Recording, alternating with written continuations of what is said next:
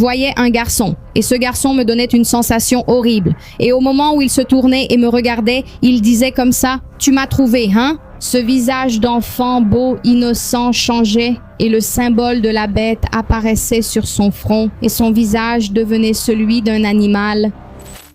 Mes frères, je viens de regarder une vidéo ici dans laquelle une jeune femme, une servante de Dieu, affirme que l'Antéchrist est déjà sur terre. C'est bien ce que vous avez entendu, il est déjà né, il a déjà un certain âge et bientôt il va se révéler au monde. Frères, beaucoup parlent de la fin des temps, mais il est crucial d'agir avec prudence. Il faut toujours se baser sur la Bible, d'accord, parce qu'un rêve peut n'être qu'un rêve. Un rêve n'est pas une doctrine. Vous devez toujours vous baser sur la parole de Dieu, sur la Bible, d'accord. Mais, en même temps, nous savons que Dieu peut effectivement parler à travers les rêves. D'ailleurs, un rêve peut changer ta façon de penser. Dieu peut parler en rêve pour t'avertir de quelque chose, pour que tu ne tombes pas dans cette erreur, pour que tu te prépares spirituellement. Je me souviens avoir fait une vidéo sur ma chaîne et je montrerai celle sur l'Antéchrist. Je veux aussi expliquer comment les rêves influencent notre vie. J'ai déjà enregistré quelques vidéos, n'est-ce pas? En parlant du pré-tribulationnisme, c'est quand on croit que nous serons enlevés avant la grande tribulation, qui est le moment où l'Antéchrist va gouverner sur la terre. Comme si Dieu allait nous épargner de cette colère, de ce moment terrible. Et, sauf que ensuite, j'ai fait 2 rêves pratiquement à la suite, où j'étais vraiment au milieu de la grande tribulation. Et je m'en souviens comme si c'était aujourd'hui. C'était très réel, et dans ces rêves, il est tombé beaucoup de météorites. C'était quelque chose de terrible, et les gens étaient désespérés. Mais je me souviens d'un seul détail qui a fait toute la différence. Ma famille et moi, il y avait moi, mes enfants, ma femme. Nous ressentions une paix inexplicable. Même en fuyant, nous étions en paix. Frère, elle était si forte, si puissante qu'elle était avec nous, et nous avions la certitude que Dieu nous protégeait. Et donc, j'ai fait ces 2 rêves, et je l'avoue, je me suis tourné vers la Bible. J'ai aussi commencé à étudier la position de ceux qui croient que nous serons enlevés à la fin de la grande tribulation. Ni au milieu, ni au début, mais à la fin. Et j'avoue que j'ai aussi trouvé beaucoup de fondements bibliques. Enfin, il existe 3 visions à ce sujet, n'est-ce pas? Ceux qui croient que l'enlèvement aura lieu avant, au milieu ou après, quand Jésus reviendra. Bref, selon cette croyance, nous allons traverser la grande tribulation. Sur un point, tout le monde est unanime. Cette colère ne tombera pas sur les enfants de Dieu, ceux qui vraiment sont avec Jésus. Parce que la colère sera pour les impies, tu comprends? Donc, ce sont les 7 sceaux, les 7 coupes et les 7 trompettes, et cela va détruire les impies. C'est un châtiment, c'est un jugement. De la même manière qu'au temps de Moïse, où Dieu a protégé les Hébreux. Là-bas à Goshen, qui était la région que Pharaon avait donnée à Joseph, il lui avait offert en signe de reconnaissance, et Dieu a protégé le peuple là-bas, dans cette région. D'ailleurs, j'ai quelques amis qui croient que Dieu va protéger certaines régions de la terre qui serviront de refuge pour les chrétiens pendant la période de la grande tribulation. Mais une chose doit être bien claire. Les chrétiens qui seront ici seront épargnés de la colère, du jugement de Dieu sur les impies, mais ils ne seront pas épargnés de la colère de l'Antéchrist. Tu comprends? Donc, il y aura persécution. Bien sûr, dans Apocalypse 7, il est question d'une multitude de personnes qui sont mortes pendant la grande tribulation. Mais ils n'ont pas forcément été. Tu comprends ça? Ils n'ont pas forcément été décapités, ils sont morts pour d'autres raisons. La Bible ne donne pas de détails s'il s'agissait de chrétiens, de juifs ou de ceux qui ont été laissés derrière, des chrétiens qui n'étaient pas fermes et qui ont fini par rester dans la grande tribulation. C'est pour ceux qui croient au pré-tribulationnisme, non?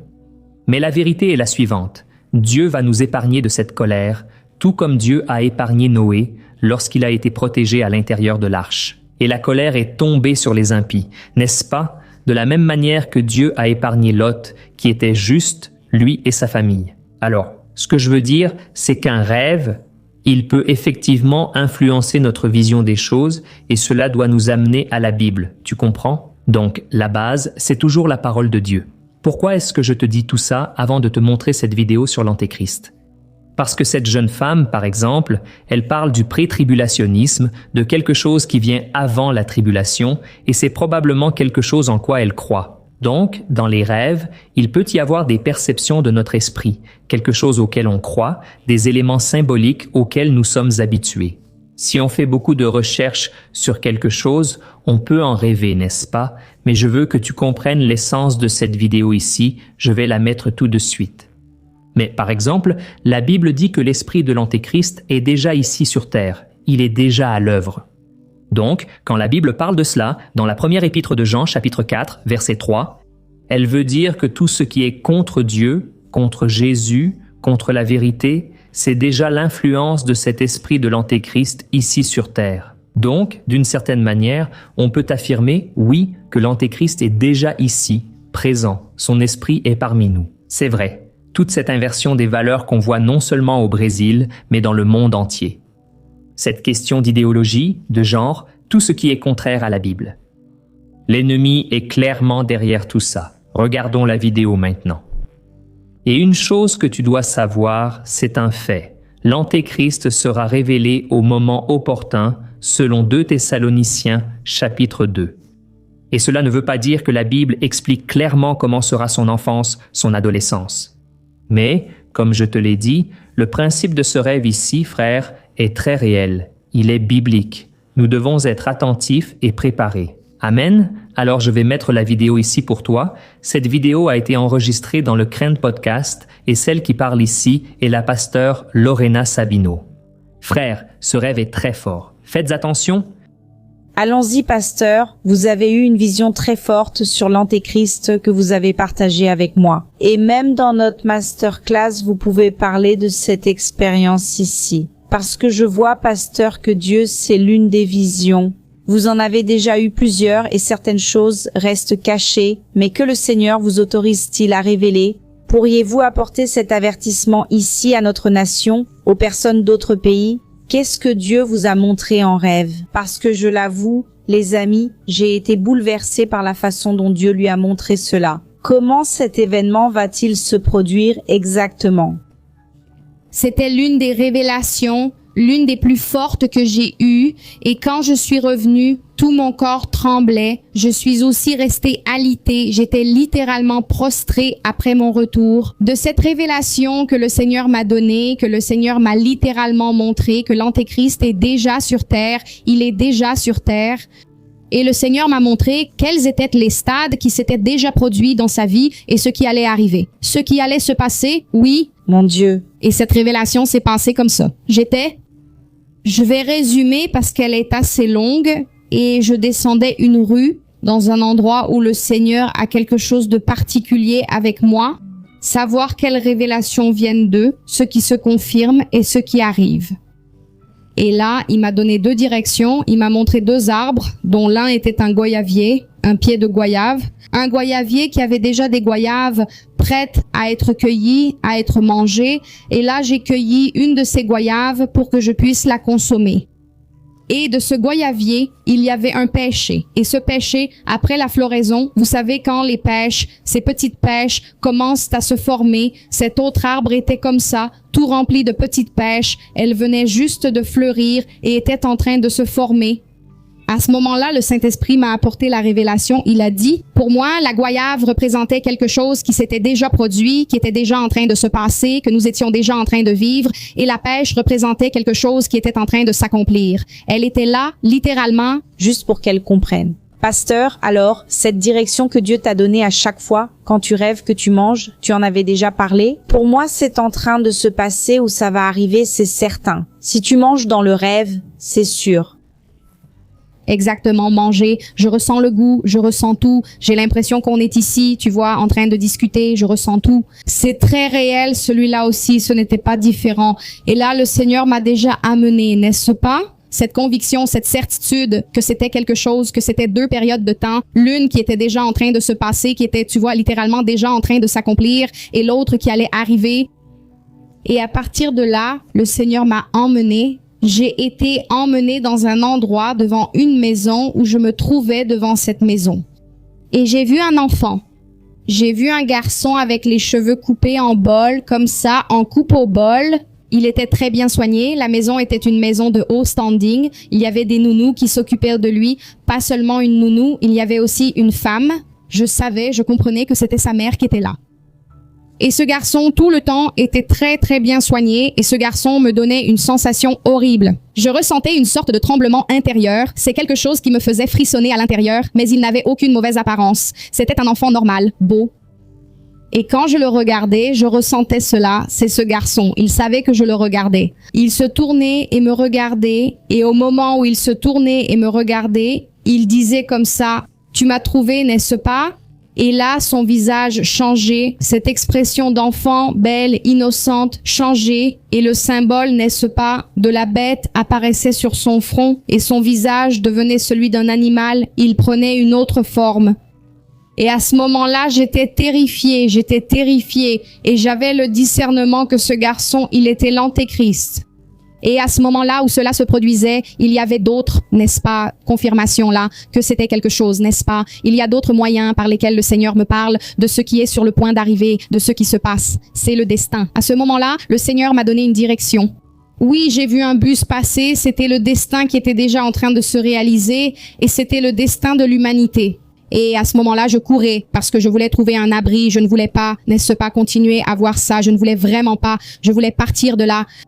Et Dieu agit d'une manière particulière avec moi parce que je sais que je suis en train de rêver, je sais que je dors, je sais que je suis dans la dimension du rêve. La plupart du temps, je parviens à lutter contre les ténèbres et parfois à revenir en disant à Dieu que je veux revenir et ne pas continuer. Ce jour-là, je voulais revenir sans y parvenir. C'était quelque chose que je devais voir et j'ai couru pour essayer de trouver un abri. Je ne voulais pas continuer à voir. Et au moment où j'entrais dans une maison, j'ouvrais ce portail et j'entrais. Et je me retournais pour le fermer. Quand je me retournais pour fermer, ce garçon prenait ma main, mais il n'avait déjà plus son âge d'avant. Quand je l'ai vu, il avait environ 4 ou 5 ans, il était tout petit. Mais au moment où je me retournais et qu'il était face à moi, il avait déjà autour de 10 ou 11 ans et il était déjà plus grand. Et il tenait ma main et il me souriait et il avouait que littéralement c'était lui, n'est-ce pas, qu'il était un antéchrist. Et là, Seigneur, à ce moment-là, je retirais ma main, je réprimandais, je déclarais le nom de Jésus. Et là, le Seigneur m'emmenait en esprit pour voir cette époque, ce qui se passait. Qu'il était un enfant. Il avait déjà passé, n'est-ce pas? Il avait déjà passé cette période d'enfance. Il avait déjà passé cette période, n'est-ce pas, d'avoir entre 10 et 11 ans. Il avait déjà traversé l'adolescence. J'ai vu son adolescence. Je voyais comme un film devant moi. Il étudiait dans une école privée, n'est-ce pas? Très bien protégé par des personnes, n'est-ce pas? Je voyais cela tout le temps. Il était très protégé. Il était vraiment très protégé tout le temps. Et je commençais à voir un film, littéralement un film passait dans mon esprit. Ainsi, je voyais ce qui se passait aux différentes étapes de sa vie. Et il était toujours très, très, très froid, mauvais. C'est ce que je ressentais. C'était comme s'il n'avait littéralement pas d'âme. C'était quelque chose, c'était démoniaque. Puis le Seigneur m'a permis de voir tout cela et j'y suis arrivée. Oui, dans un autre endroit, le Seigneur m'a emmené en esprit, dans un autre lieu, dans la révélation où je me trouvais. Quand j'ai regardé, j'ai observé le décor, l'endroit où j'étais. Je compare cela à une école parce que je ne suis jamais entrée dans une caserne, je ne sais pas comment c'est, mais c'était un endroit totalement fermé. Parce que les écoles, elles sont toutes fermées, entourées de murs, n'est-ce pas? Et là, il y a cette cour au milieu, il y a les salles de classe, n'est-ce pas? Et la cour au milieu. Je fais cette comparaison car je ne connais pas les casernes, n'y étant jamais entrée, mais je me retrouvais dans un lieu similaire avec beaucoup de grilles. C'était une forteresse, littéralement, et là, il y avait plusieurs soldats, des soldats de l'armée, plusieurs soldats de l'armée. Et cet homme, il était debout et il était très bien habillé, il avait beaucoup d'autorité, beaucoup d'autorité. Et ces hommes, ils avaient tellement peur de cet homme qu'ils n'osaient même pas s'approcher de lui. Et tout ce qu'ils disaient, ils le disaient en pensant, par peur de cet homme, tellement ils avaient peur, tellement, n'est-ce pas, de la terreur. C'était de la terreur qu'ils ressentaient envers cet homme. Et tout le temps, ces hommes restaient là à observer et ils restaient méfiants, effrayés. Et cet homme, il se retirait, qui était l'Antéchrist lui-même, et il avait toujours, à ce moment-là, il est important de souligner que cela venait dans mon esprit, le Saint-Esprit lui-même me parlait, un discernement venait à moi, qu'il avait le contrôle de tout, qu'il essayait aussi de ressembler à Dieu. Dans l'omniscience, dans l'omniprésence, vous savez, il voulait littéralement être un Christ sur terre et j'avais aussi ce discernement. Quand je le regardais, je savais qu'il était là à l'âge de 33 ans. À ce moment-là, le Saint-Esprit m'a dit qu'il allait imiter Jésus en tout. Et là, cette façon pour lui d'avoir cette omniscience et cette omniprésence, ce serait aussi à travers le réseau Internet, n'est-ce pas? J'avais ce discernement dans la dimension des rêves. Et là, il était là tout le temps avec cette attitude très arrogante. Lui, moi, je tremblais pendant que tout cela se passait. Le voir, et là, il se retirait. À un moment donné, il quittait l'endroit où il était et il allait quelque part. Et à ce moment-là, quand il se retirait, un des gardes qui était là, il y en avait plusieurs, n'est-ce pas, là, avec des armes à la main, disait comme ça. L'un d'eux disait, cet homme est le diable en personne. Je vous l'ai dit, cet homme est le diable en personne. Et je savais dans mon esprit, j'en étais certaine qu'il était là. Ce n'est pas parce qu'il a pris le pouvoir, non, c'est parce que le peuple l'a élu. Le peuple l'a mis dans cette position. Et ces soldats qui étaient là savaient qu'il l'avait choisi, cet homme-là. Quand il disait cela, un de ces soldats disait « Cet homme est l'Antéchrist » et il parlait en pleurant et il parlait avec beaucoup de peur. Il est le mal incarné lui-même. Moi, à ce moment-là, dans mon esprit, Dieu me disait que cet homme connaissait la parole, mais qu'il n'a pas obéi et il est resté. L'Église avait été enlevée et il était resté et il était là en train de servir, n'est-ce pas? Parce qu'il n'avait pas d'autre option, il n'avait pas d'autre option. Et là, à ce moment-là, quand cela arrivait, il voyait. Parce que tout le temps, il humiliait ces hommes pendant qu'il était là, il les humiliait, il disait beaucoup de gros mots, il prenait plaisir à faire souffrir les gens, il avait ce plaisir-là. Et là, quelques soldats se réunissaient et disaient comme ça, « C'est nous qui l'avons mis là. Alors, on a l'autorité pour l'enlever, allons-y, non, révoltons-nous. » Ils voulaient littéralement se rebeller contre eux pour qu'ils soient retirés, destitués. À ce moment-là, il revient. À ce moment-là, il revient. Et quand il revient avec beaucoup de sarcasme. Et il revient là, en commettant un acte lubrique. Il se masturbait, il avait ses parties génitales à l'air, et il se masturbait en marchant et en riant. Au milieu de ces soldats, il riait et se masturbait.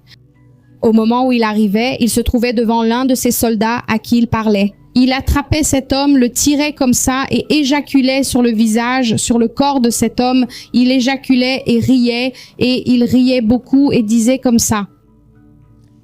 Profite, il ne faut pas gaspiller, c'est du sang blanc, c'est très précieux. Il disait comme ça, il ne faut pas gaspiller, c'est du sang blanc, c'est très précieux. Et il riait beaucoup et il était très méchant. Ces autres hommes étaient terrifiés par ce qu'ils voyaient, j'étais terrifiée par ce que je voyais, parce que son niveau de méchanceté était très très élevé. Il n'avait aucune bonté, c'était comme s'il était de pierre, de glace. Et là, à ce moment-là, il faisait ça, les autres étaient tous horrifiés. Et là, il riait, et il s'en allait en s'essuyant la main. Il essuyait d'abord sa main sur ce soldat, puis il allait se laver les mains, il sortait à nouveau pour se laver les mains, et au moment où il sortait, c'est là que ces soldats, ils restaient, ils avaient très peur, mais ils étaient révoltés, ils ont commencé à se regarder les uns les autres. On ne peut pas permettre ça et tout ça. Et au moment où ils ont commencé à dire ça, il s'est aussi présenté à nouveau, il est apparu, mais quand il est revenu, quand il s'est présenté, il était déjà plus comme il était avant. Il s'est présenté en flottant sur le toit, au-dessus, là où il y avait cet endroit, une sorte de forteresse au-dessus de ce toit. Il volait d'abord, puis il est apparu en rampant dans l'air. Et il prenait feu, du feu sortait de lui comme ça. Son visage était déjà celui d'un monstre totalement démoniaque et il apparaissait là, au-dessus de ce toit et il commençait à rire et à parler. Comme ça, il avait reçu le pouvoir et il ne pouvait rien faire contre lui parce qu'il était l'autorité et que le contrôle était entre ses mains. Et ça a été l'une des révélations que j'ai eues, n'est-ce pas? Avec l'Antéchrist, moi, quand je suis revenue, j'étais vraiment mal. Vous avez vu, frère, écoutez, je vous avoue que c'était un rêve très détaillé. Cette femme, la pasteure Lorena Sabino, elle apporte beaucoup de connaissances sur le monde spirituel. Donc ce n'est pas tout le monde qui y croit, mais nous savons que le monde spirituel est très réel, n'est-ce pas, frère? Et donc ce rêve était vraiment très détaillé. D'ailleurs, je me suis aussi souvenu d'une autre jeune femme, elle a une chaîne qui s'appelle Kerida Dani, et elle a eu un passé, n'est-ce pas, de promiscuité, de beaucoup de péchés. Et Dieu a fait une œuvre magnifique dans sa vie, et depuis 2017, elle raconte certains rêves qu'elle a eus avec l'Antéchrist. Du moins, c'est ce qu'elle croit.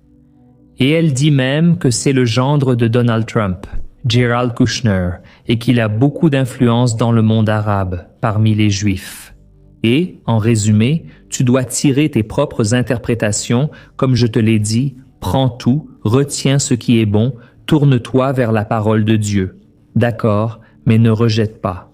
Parce que frère, un rêve comme celui-ci est très réel. Et, comme je vous l'ai dit, un rêve que j'ai fait 2 fois m'a beaucoup marqué. J'étais, n'est-ce pas, dans cette période de grande tribulation, mais en même temps, nous savons qu'il existe ces trois points de vue, n'est-ce pas, comme je te l'ai dit, le pré, le et le post-tribulationnisme, qui est après le gouvernement de l'Antéchrist. Alors, laisse ton avis dans les commentaires. Qu'as-tu pensé de ce témoignage que j'ai trouvé très fort? Et d'ailleurs, elle a dit que, il voulait imiter Jésus en tout. Et on le remarque clairement, n'est-ce pas, que tout ce qui vient de l'ennemi, il veut imiter. Aujourd'hui, nous ne faisons plus de sacrifices d'animaux et nous savons qu'il existe plusieurs religions qui sacrifient encore des animaux, donc tout à son imitation. Et nous remarquons maintenant, avec l'intelligence artificielle, qu'ils essaient vraiment de créer un Dieu. Et je vais faire ceci, je vais mettre une vidéo ici maintenant montrant 5 signes que l'Antéchrist pourrait déjà être vivant, qu'il pourrait déjà être ici sur Terre. Frère, à mon avis, ce monde a une date de péremption. Nous n'allons pas durer. Je ne sais pas. Peut-être dans 10 ans, 20 ans. On ne peut pas savoir. Mais une chose est certaine. Nous sommes déjà prêts. Nous sommes la première génération sur la face de la Terre qui est totalement prête pour les derniers événements de l'Apocalypse. Alors, je vais laisser la vidéo ici maintenant. Et si vous avez aimé cette vidéo, cliquez sur j'aime et abonnez-vous à ma chaîne. Chaque jour, je fais la prière du matin, la prière du soir, pour te fortifier dans ta marche avec Dieu, parce que je crois qu'ensemble, nous sommes beaucoup plus forts. Amen, que Dieu te bénisse. N'oublie pas de regarder cette vidéo ici maintenant. 5 signes que l'Antéchrist peut déjà être vivant aujourd'hui. Que Dieu te bénisse.